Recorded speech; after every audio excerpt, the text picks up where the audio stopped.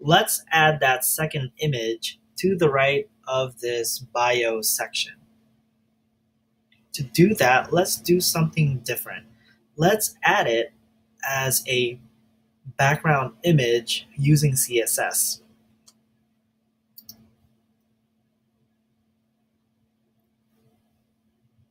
Let's see. Let's look at how I have my files set up.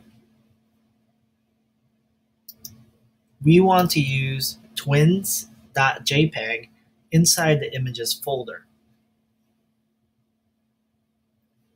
Let's look at our HTML. We'll add a second class to the div. Let's just say twins, since that makes sense. For the style sheet, we'll add that twins selector.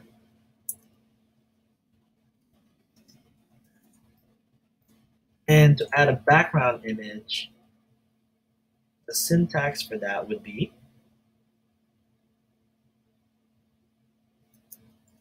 background image for the property, and then for the value, it's URL, opening and closing parentheses, and then inside that would be double quotes. This is where we tell the web browser where to find the image. We're using a relative link, just like we've been doing for the IMG elements. But here's the thing right here, where it's a little more complicated than that.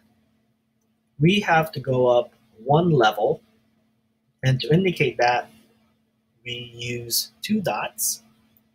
And then once we go up one level, then we tell it to look for an images folder.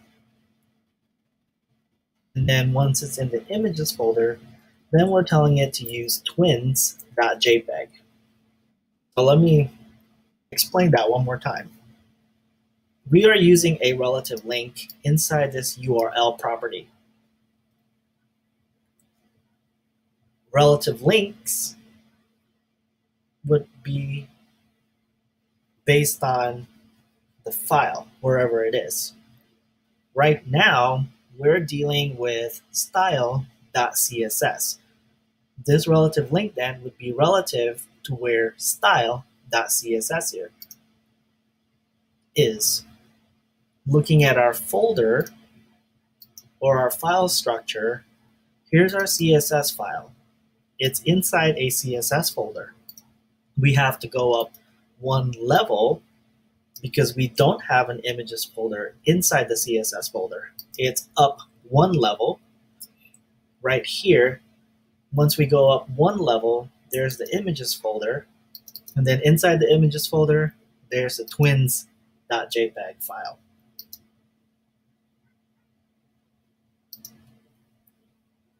Then we'll add a semicolon there. Save that, save your HTML file, and let's see what we have. Nothing. Now the reason for that is because there's no content in this div. In order to be able to show a background image, there needs to be some kind of height. If I use my inspect element, you'll see what I mean, that there is no height.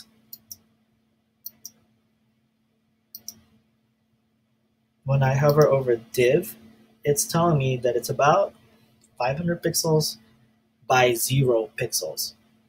There's no height to it. Well, I could specify some kind of height within this twin selector, but as I mentioned in a previous video, it's not always great. It's not practical to indicate a height, a specific height to an element, because that just makes it not very flexible.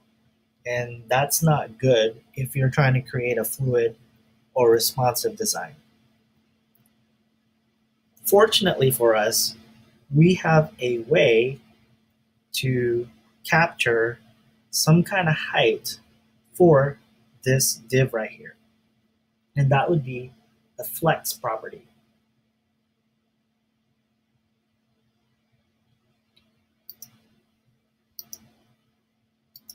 We will set this to where this container for both the parent container for the two divs, the two columns, we'll make that have that property called flex. Or not the property, the flex value to display. Let's see, we'll just call this parent, or we'll add a wrapper class to that. We'll call it wrapper, since it is a wrapper to the two columns here. We'll add that wrapper class. And in this wrapper class, we will use the display flex declaration. Now this display flex declaration, so you can remember, we'll add a comment about that.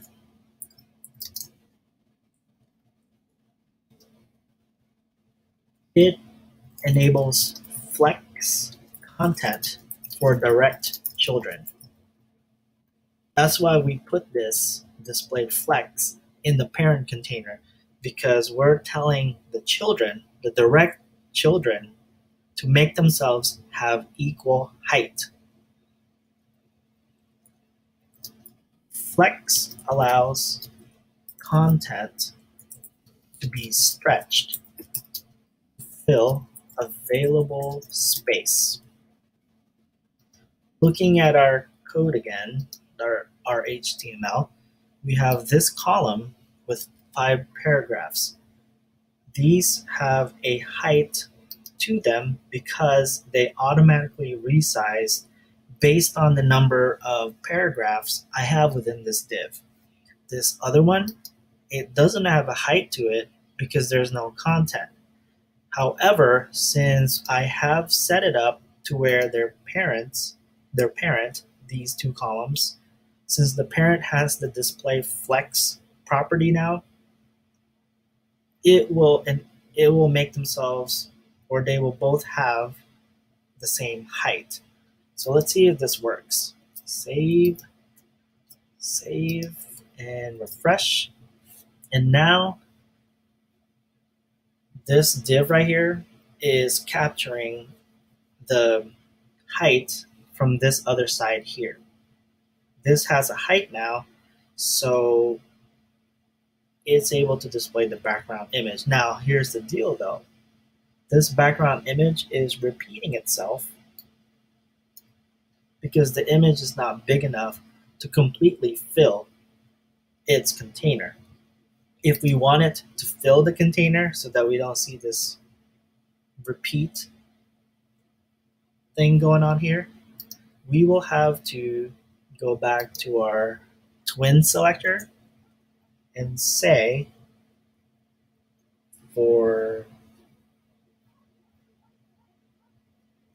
background size to make it cover, meaning its container, we want it to resize proportionally so that it fills the entire container. Refresh that, and that's what we get at this point.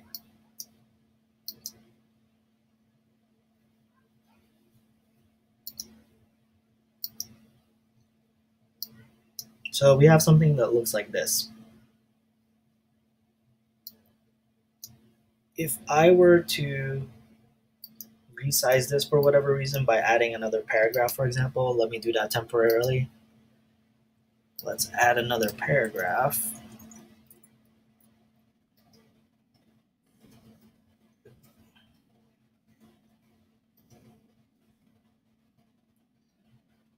This will automatically resize based on this height changing for this div. So that's what display flex does for us. Let me go ahead and take that out.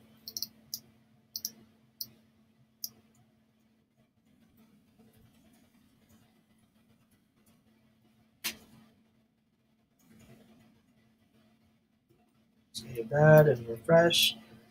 Now we have our main section complete. The last thing I want to add before moving on to adding the footer is I want to add a back border to the bottom, and I can do that in two places. I could either add a border to the bottom of the div that contains those two columns, or I could just add a border to the bottom of main. I think I'll do main instead. We'll say main class equals bottom border is the name of the class. Save that, refresh, and now if you look closely, there's a border now, and you'll be able to see that better when we add the footer section. And we will save that for the next video.